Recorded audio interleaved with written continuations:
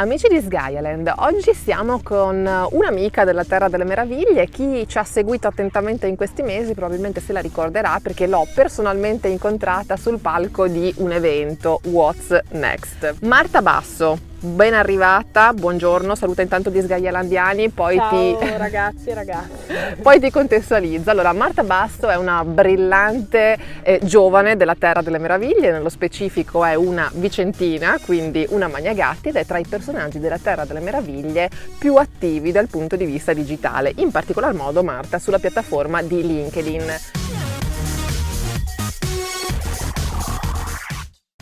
Se avete un account su LinkedIn vi sarete sicuramente imbattuti in uno dei suoi vlog, scusatemi, che inneggiano al mitico hashtag Stop Whining. Ma vogliamo spiegare a tutti gli amici anche di Sgaialand che cos'è lo Stop Whining e perché secondo me si abbina molto bene anche al Prendi la Sgaia? Esatto, infatti il motivo per cui ci troviamo qui è principalmente questo, che sia lo Stop Whining che il Prendi la Sgaia hanno la stessa filosofia alla fine. Stop whining, per chi non parla inglese, significa basta lamentarsi letteralmente. Whine in inglese è quasi un lamento col pianto, con le lacrime, che è il peggiore dei lamenti, insomma. Vero. Io ritengo, anche grazie alle mie esperienze nella vita e insomma quello che tutte queste esperienze mi hanno insegnato, che il comportamento peggiore, quello più distruttivo, è la lamentela, è la scusa, è riempirci di fandonie per non agire in qualsiasi ambito.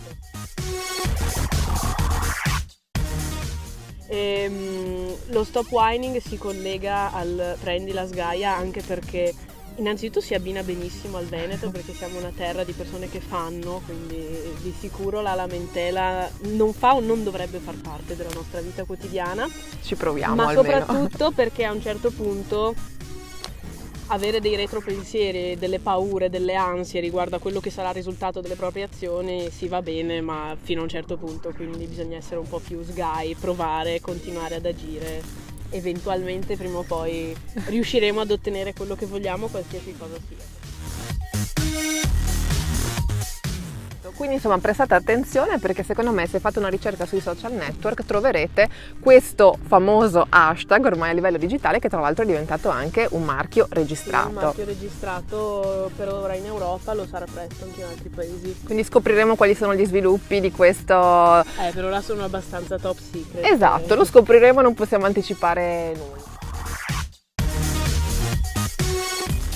Marta, giovanissima perché è una classe 93, possiamo dirlo, finché si è così giovani, ha bruciato le tappe sia a livello scolastico che a livello professionale, una carriera molto interessante, anzi vi invito proprio a cercarla su LinkedIn e magari a connettervi con lei così scoprite un po' che cosa ha fatto, che cosa fa e che cosa ha. Una forte attrazione per tutto quello che è innovativo e per la parola innovazione.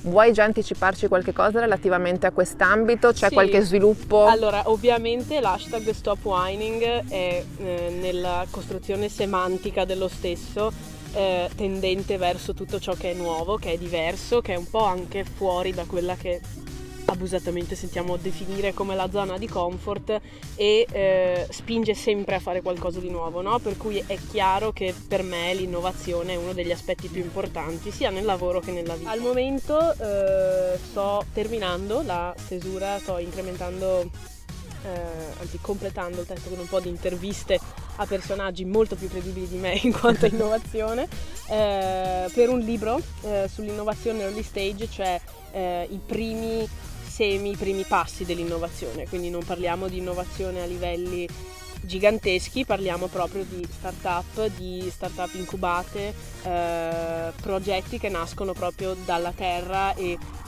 cominciano ad avviare i primi passi. Credo che non ci sia sufficiente narrativa, sufficiente dialettica, soprattutto nel nostro paese, per quanto riguarda questo mondo, e sia giusto un po' sdoganarlo, soprattutto in termini divulgativi. Non sarà un libro tecnico, lo possono leggere tutti, si tratta di un libro divulgativo, anche un po' scanzonato come il mio stile di scrivere, che mira a far capire qual è l'importanza di acquisire questo tipo di mentalità innovativa. Bene, e allora se questo vulcano, perché credetemi è davvero un vulcano, infatti non è stato facile domarla, vi ha incuriosito, noi al grido di Stop Whining, ma anche di Prendi la sgaia, vi salutiamo e vi invitiamo a restare in connessione con Marta e alla prossima intervista con un altro personaggio della Terra delle Meraviglie, ma che sia sgaio però. Stop whining sempre.